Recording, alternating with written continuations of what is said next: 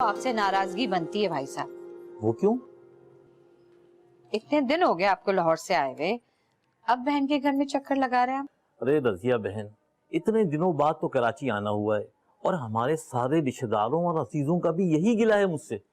लेकिन सबसे पहले हमारा हक बनता है। हाँ। अरे तुम आ गए बेटा? जी जी, अस्सलाम वालेकुम। वालेकुम सलाम, जीती रहो, खुश रहो बेटा। अब कुछ नहीं, वो अब्बा आंटी से मिलना चाहते थे तो उन्हें मैं साथ ले आया। तो अच्छा किया बेटा, तुम्हारा अपना घर है।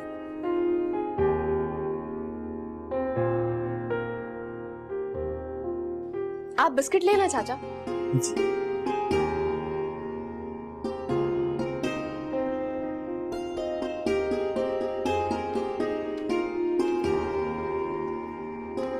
क्या हरकत थी ये?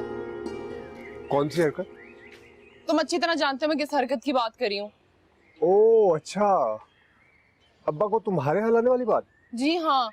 हाँ, तो तुमने खुद ही तो कहा था कि तुम्हारी अम्मा मेरे अब्बा को बहुत याद करती है।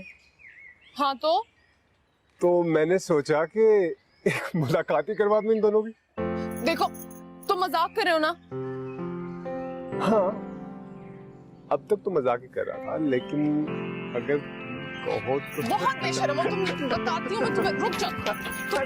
मजाक कर रहा था। मजाक तुम्हारा मैं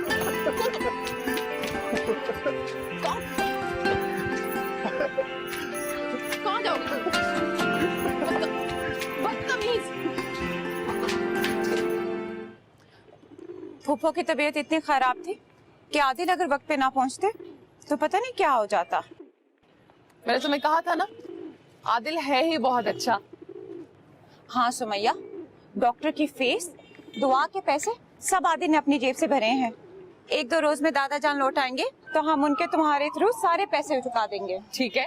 सुनो, हम दादा जान और फूफो को यही बताएंगे कि पैसे तुमने दिए हैं, आदिल का नाम नहीं लेंगे। ठीक है। और कुछ?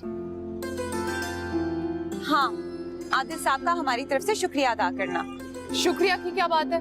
तुम दोस्त हो मेरी और तुम्हारी मदद करना मेरा फर्ज बनता है। और बहुत चाहते हैं वो तुम्हें।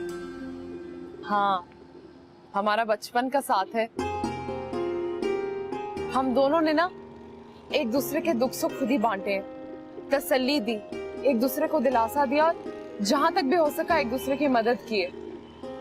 वो मुझे मुझसे भी ज्यादा जानता है, इसीलिए मैं अपनी कोई बात उससे छुपाती नहीं हूँ। लेकिन बुराए मेहरबानी हमारी उनसे बातें करने से परहेज करो। क्यों? क्योंकि हमारे लिए वो नामहरम है। ओह अच्छा, हाँ।